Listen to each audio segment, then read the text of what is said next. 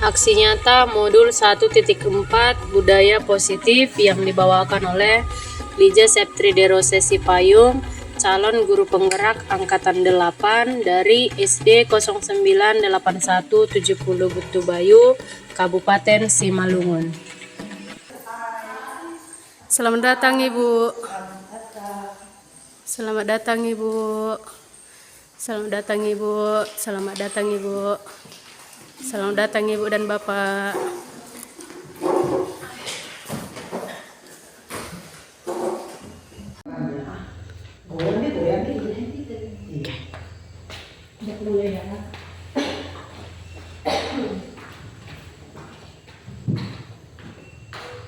Selamat pagi Bapak Ibu sekalian. Pagi Ibu. Ya, yang saya hormati Ibu Kepala Sekolah dan yang saya hormati Bapak Ibu Guru sekalian. Nah, pada pagi hari ini saya mengucapkan terima kasih kepada Bapak dan Ibu sekalian karena telah meluangkan waktunya untuk mengikuti seminar kecil-kecilan yang dibawakan oleh saya untuk memenuhi tugas saya sebagai calon guru penggerak. Nah, selain itu, ini bukan hanya sekedar memenuhi tugas saya, tapi saya juga ingin mengajak Bapak dan Ibu guru sekalian untuk melaksanakan atau untuk menerapkan apa yang juga saya dapatkan di calon guru penggerak, dan sama-sama kita memajukan sekolah kita ini, sama-sama kita tergerak, sama-sama juga kita bergerak, dan sama-sama juga kita menggerakkan. Nah, baiklah Bapak Ibu, adapun pembahasan yang akan saya bawakan hari itu mengenai budaya positif. Nah, adapun konsep inti dari budaya positif itu adalah perubahan paradigma belajar, disiplin positif, nilai-nilai kebajikan, kebutuhan dasar manusia, motivasi perilaku manusia, posisi kontrol guru, keyakinan kelas, dan segitiga restitusi. Nah, namun yang akan saya bahas lebih dalam di sini hanya dua, yaitu keyakinan kelas dan segitiga restitusi. Selebihnya saya akan bahas inti-intinya saja. Nah, baiklah Bapak Ibu, perubahan paradigma.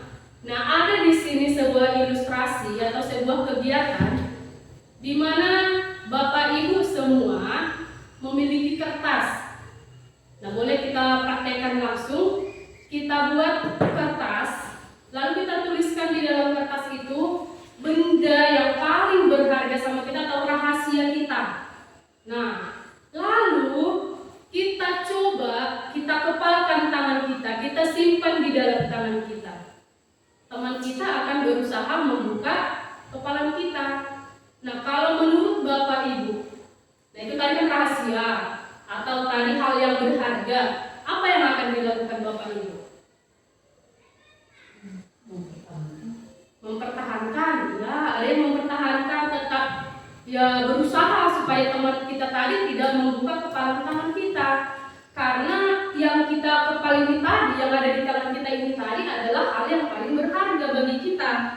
Nah, demikian juga si B tadi atau kawan kita tadi yang mencoba membuka kepalan tangan kita tadi, dia akan berusaha untuk membuka dengan cara memaksa karena sudah gagal. Oh, diminta tidak bisa. Dipaksa dengan cara dimintanya, disuruhnya dibuka dengan cara dipaksa.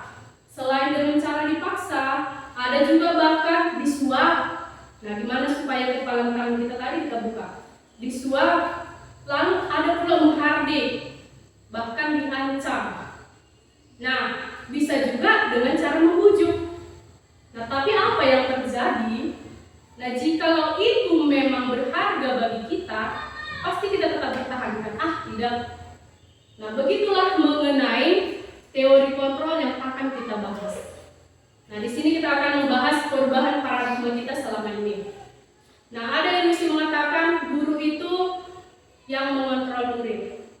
Kenyataannya sama seperti kepalan tangan tadi. Kita itu tidak bisa mengontrol murid. Lalu ilustrasi bahwa kritik dapat membuat orang merasa bersalah, dapat menguatkan karakternya. Itu juga begitu. Yang ketiga, ilusi bahwa semua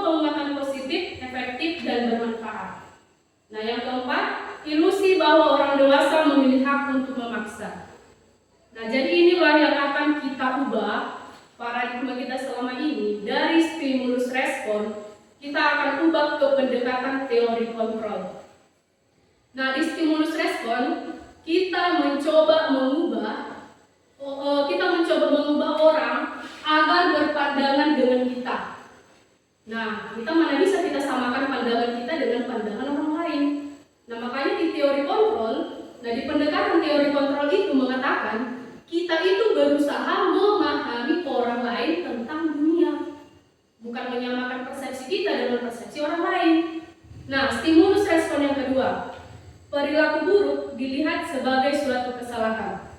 Nah, namun di pendekatan teori kontrol ini, semua perilaku baik buruk itu memiliki tujuan. Kenapa dia seperti itu? Pasti ada tujuannya.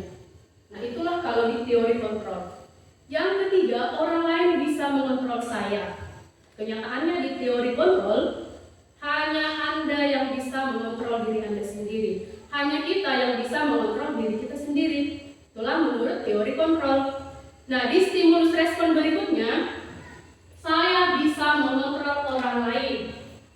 Sedangkan di pendekatan teori kontrol itu, hanya kita tidak bisa mengontrol orang lain.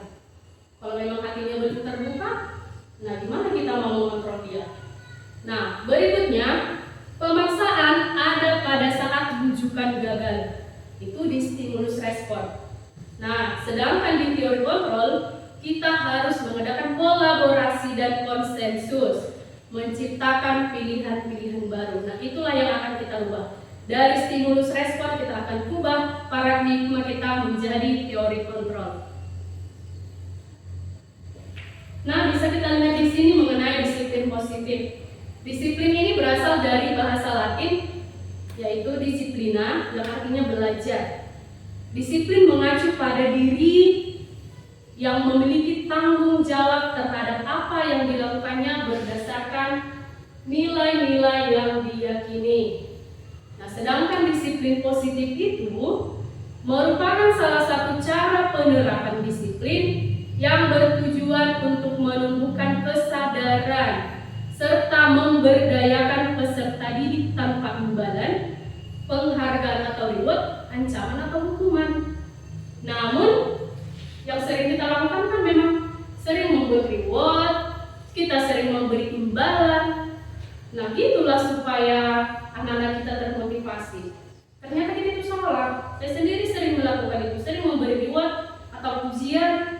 Nah, ternyata itu katanya tidak dibenarkan karena tidak membangun motivasi intrinsik pada peserta didik. Nah, sebagai pendidik, tujuan kita itu menciptakan peserta didik yang memiliki disiplin diri sehingga mereka berperilaku mengacu kepada nilai-nilai kebajikan universal dan memiliki motivasi intrinsik dalam perubahan perilaku ke arah yang lebih baik. Nah, disinilah tugas kita untuk menjalankan disiplin positif itu. Nah, gimana lah kira-kira kita? Sanggup nggak kita? Bisa nggak kita? Bisa nggak anak-anak itu bertumbuh motivasi intrinsiknya? Nah, kita lihatlah karakter murid kita itu di sini bagaimana. Memang agak susah, tapi itulah kerja kita. Itulah yang diharapkan dari kita. Kita sama-sama berusaha untuk menumbuhkan disiplin positif itu pada anak didik kita. Kita mulai dari diri kita sendiri. Nah, nilai-nilai kebajikan universal. Nah, nilai-nilai kebajikan universal ini sifat-sifat manusia yang merupakan tujuan mulia yang ingin dicapai setiap individu. Nilai-nilai tersebut bersifat universal dan lintas bahasa, suku, bangsa, agama maupun latar belakang.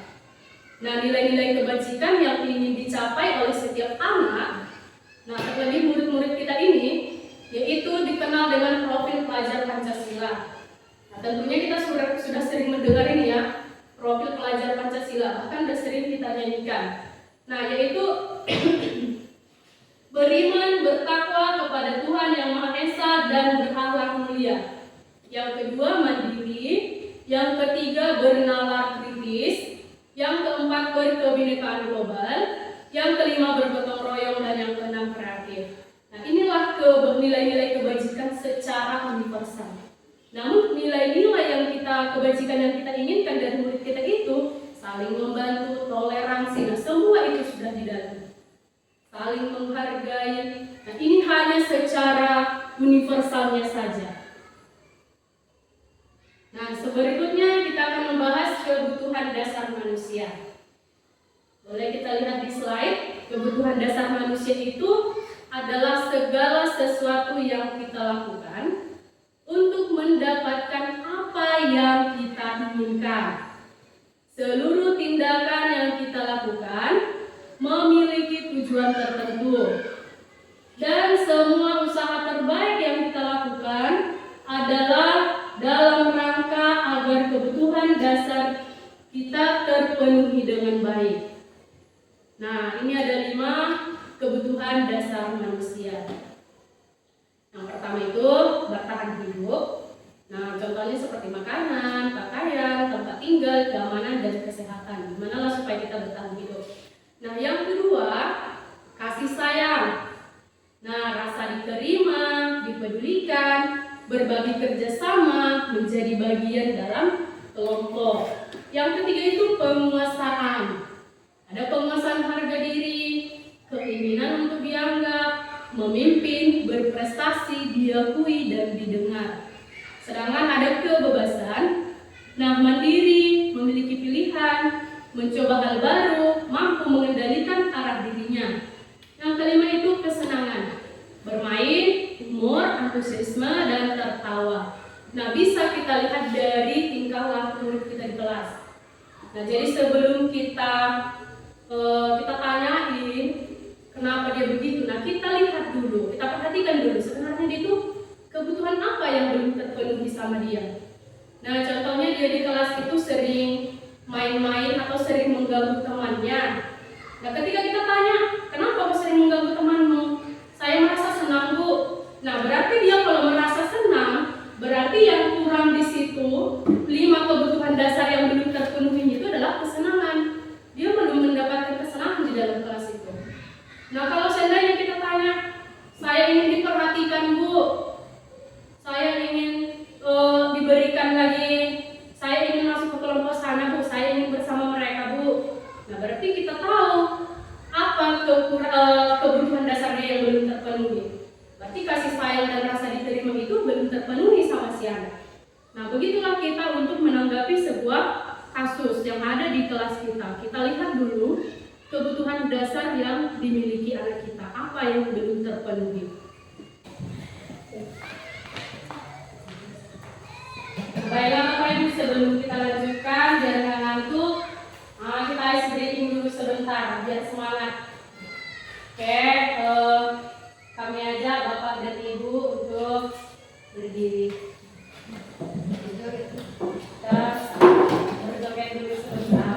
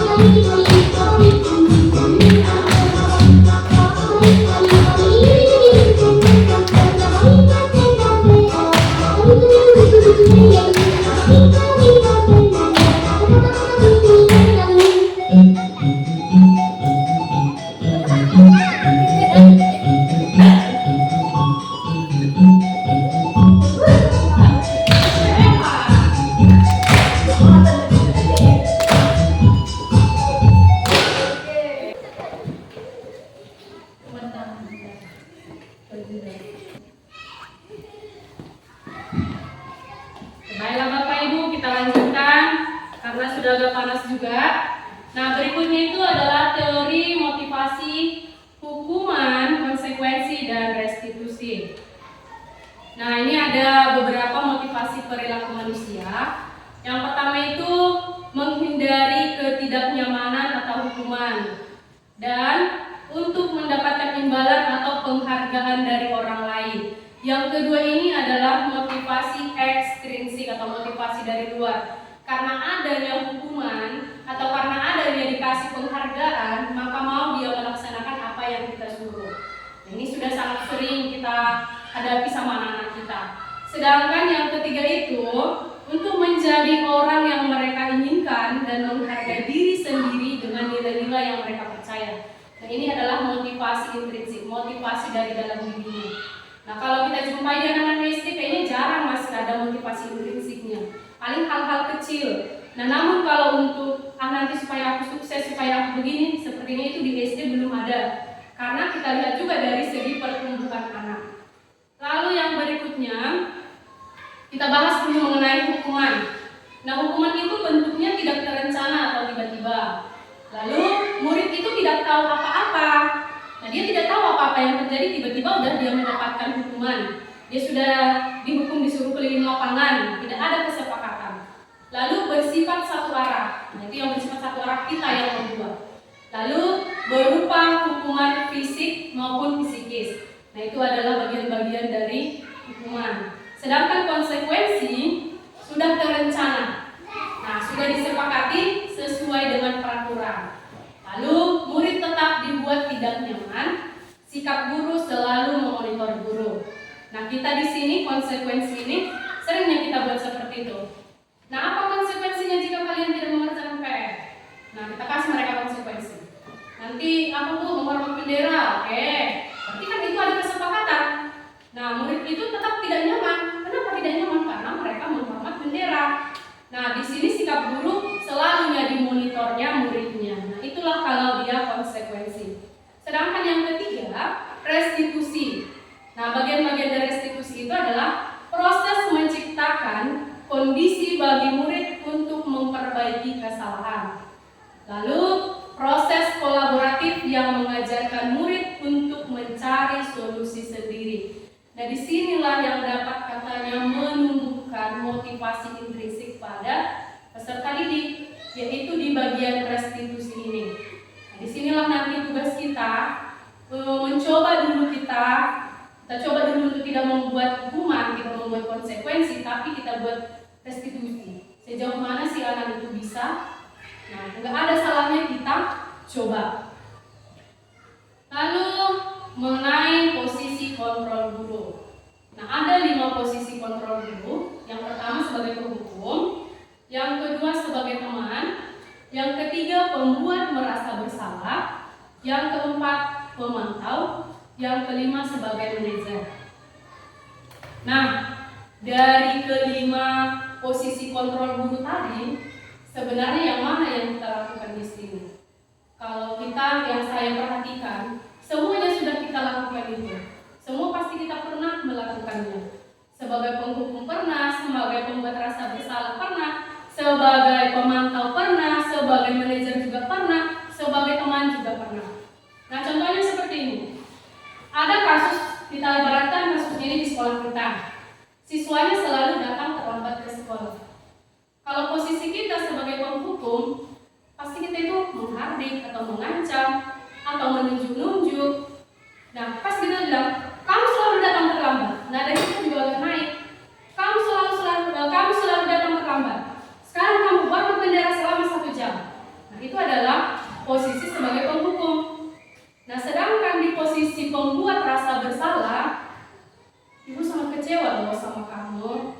Udah berapa kali ibu bilang jangan datang terlambat. Nah, dia kayak nadanya nada memelas gitu ya.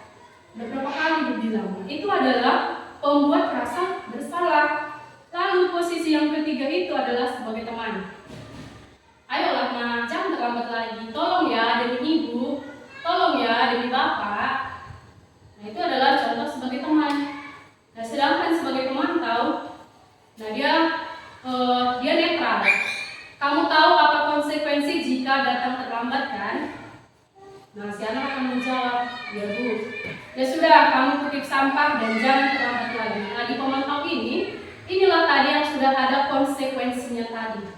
Nah di pemantau berarti sanksinya adalah konsekuensi tadi, sudah ada yang disepakati tadi.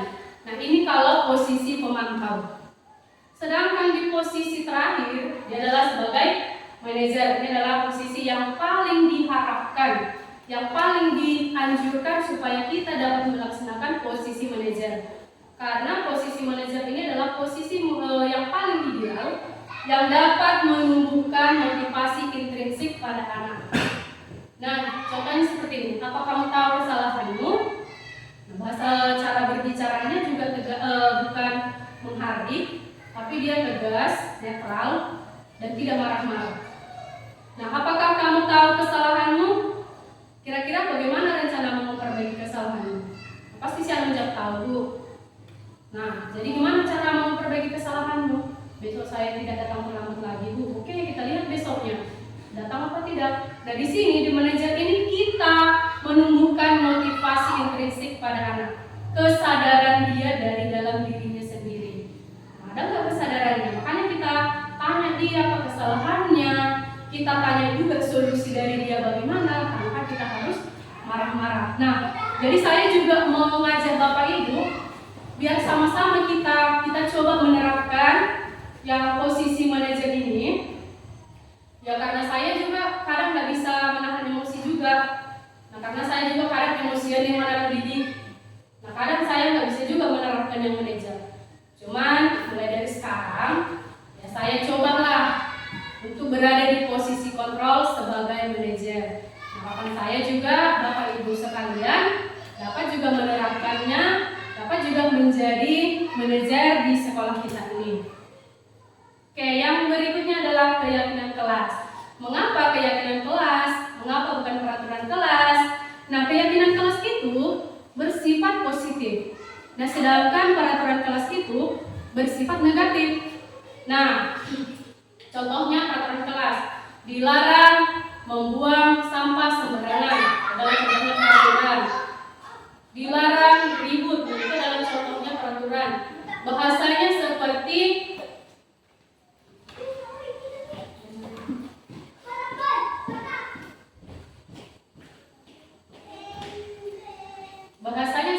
yang agak negatif gitu. Tetapi kalau keyakinan kelas, contohnya bersama-sama menjaga kebersihan lingkungan sekolah. Nah, itu adalah keyakinan. Arti dia bersifat positif. Nah, ini adalah cara atau pembentukan keyakinan kelas. Nah, dibuat bersifat abstrak, berupa pernyataan universal, dibuat dengan pernyataan positif, sedikit saja agar mudah diingat, tidak perlu banyak-banyak. Lalu sesuai dengan kondisi kelas dan sekolah sehingga mudah diterapkan. Lalu semua warga sekolah atau warga kelas dilibatkan saat membuat keyakinan kelas. Nah, jadi Bapak Ibu, saya setelah nanti kegiatan ini yang saya harapkan dari Bapak Ibu, apalagi ini sebenarnya terlibat sama kami ya Bu. Saya minta izin dulu sama Ibu Kepala Sekolah. Nah, ini adalah terlibat kepada kita sebagai guru. Nah, kita cobalah dulu di setiap masing-masing kelas setelah kegiatan ini nanti. Kita cobalah dulu di setiap masing-masing kelas kita buat keyakinan kelas kita. Nah, kita ajak anak-anak itu, ayo kita buat keyakinan kelas. Kita berdasarkan peraturan dulu. Nah, dari peraturan itu kita ubah menjadi keyakinan kelas. Nah, keyakinan kelas itu berarti kesepakatan bersama. Itulah yang akan menjadi namanya kesepakatan kelas. Nah, kita ajak anak-anak itu, ayo apa yang menjadi kesepakatan kita di sini? Tidak boleh datang terlambat, Bu. Oke, berarti hadir lebih awal. Kita ubah dari peraturan yang pernyataannya negatif tadi ke pernyataan positif. Disiplin, Bu, mengumpulkan tugas. Atau tadi dia tidak boleh tidak mengerjakan tugas. Oke, masih pernyataan negatif. Kita ubah menjadi pernyataan positif. Oke, disiplin mengumpulkan tugas dan lain-lain. Boleh kita buat di kelas kita masing-masing. Kita ajak anak-anak itu. Seandainya masih pernyataan yang masih negatif, nah kita yang mengubah, kita guru yang mengubah. Oh ini masih bentuk peraturan. Kita ubah ya menjadi bentuknya positif ya, pernyataannya positif. Kita ubah menjadi pernyataan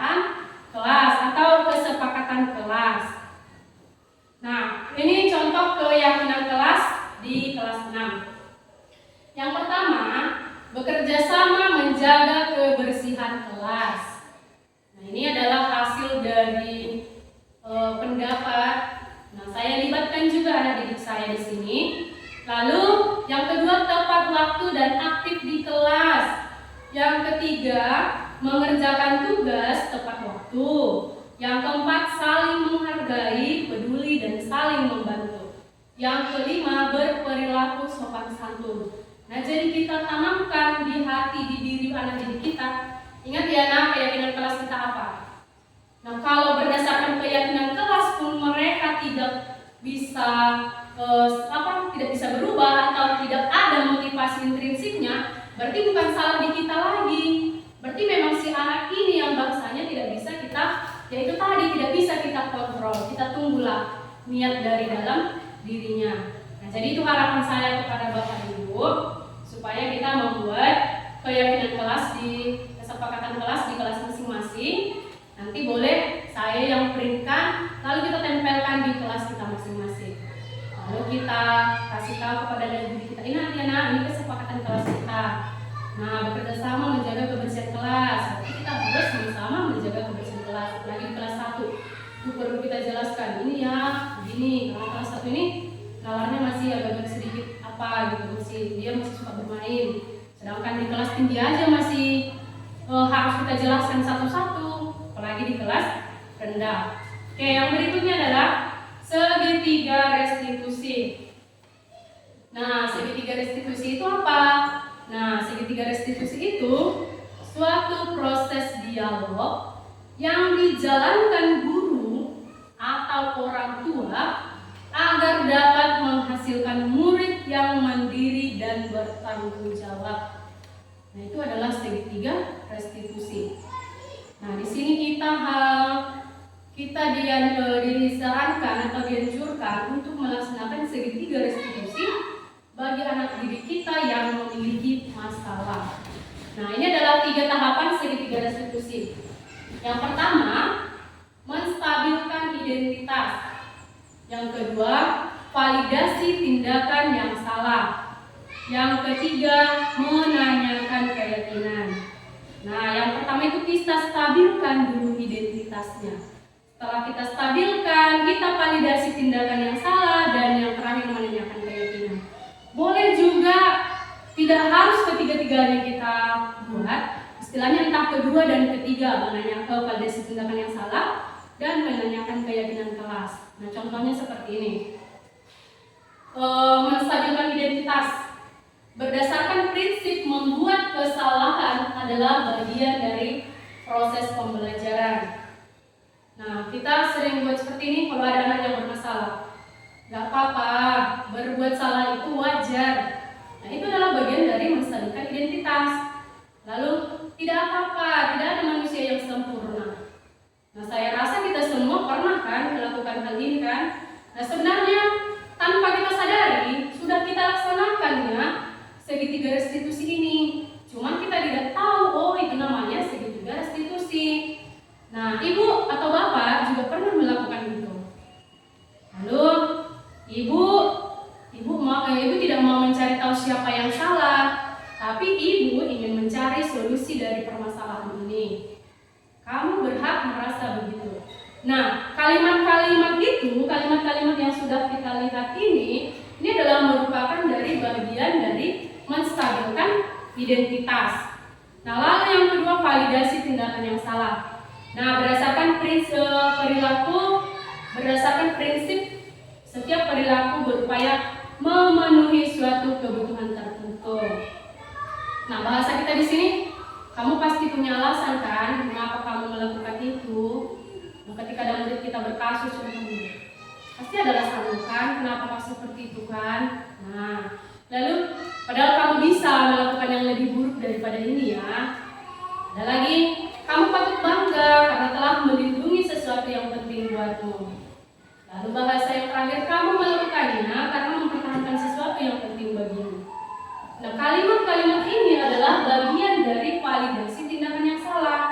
Nah, kita memvalidasi tindakan yang salah. Padahal dia tadi mencuri contohnya, atau dia tadi memukuli temannya, tapi kita validasi. Nah, kamu pasti punya alasan kan mengapa kamu mencuri. Contohnya, kenapa kamu mencuri? Pasti ada alasan kan? Iya bu, saya mau jajan. Nah, pasti ada alasan dia. Di sinilah dia yang dinamakan memvalidasi tindakan yang salah. Lalu di tahap yang ketiga tadi adalah menanyakan keyakinan. Nah, berdasarkan prinsip termotivasi secara intrinsik. Nah, tadi murid kita ada bermasalah. Lalu kalimat yang kita sampaikan itu apa? Apa yang keyakinan kelas kita? Baru kasih taunya lah. Ini Bu, datang lebih awal Bu. Padahal tadi terlambat. Lalu nilai-nilai apa yang telah disepakati bersama? Nah, itu adalah merupakan salah satu contoh dari menanyakan keyakinan. Nah, seperti apa gambaran sebuah kelas yang ideal menurut kamu? Tanyakan juga pada anak yang bermasalah. Lalu, kamu ingin menjadi orang yang seperti apa? Nah, di sini, di menanyakan keyakinan ini, disinilah akan tumbuh nanti motivasi intrinsik pada si anak. Nah, saya sudah pernah mengalami ini. Saya sudah pernah menghadapi murid yang seperti itu dan saya coba. Kebetulan sudah berlangsung, sudah kami jalani yang segitiga restitusi. Lalu kebetulan ada murid saya yang bermasalah. Oh, saya cobalah. Oh, ternyata benar, si anak itu pasti menangis. Tapi kemudiannya untuk perilakunya dia itu kita tidak tahu. Nah, kita lihat bersama, siapa tahu dia berubah, atau siapa tahu hanya di sini saja, atau di tingkat yang lebih tinggi nanti di SMP berulang lagi, kita tidak tahu. Nah, sebelum saya tutup, saya akan memperlihatkan dulu video tentang segitiga restitusi.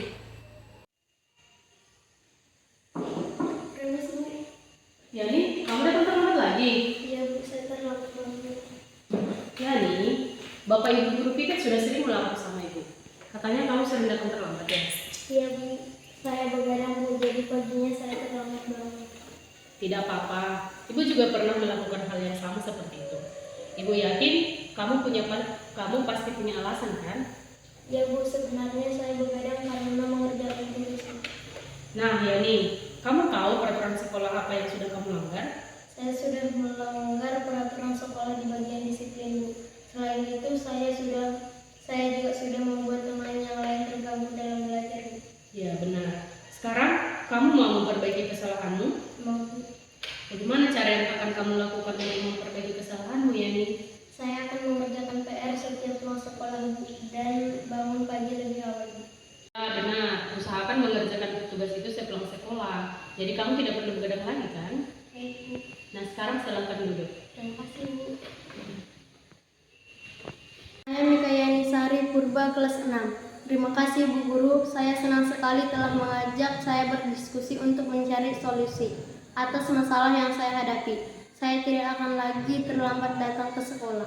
Baiklah Bapak Ibu, itu hanya sekedar skenario contoh penerapan segitiga restitusi. Boleh kita tanyakan langsung kepada anak didik kita itu, boleh kita lakukan dengan ketiga tahap yang sudah ada tadi.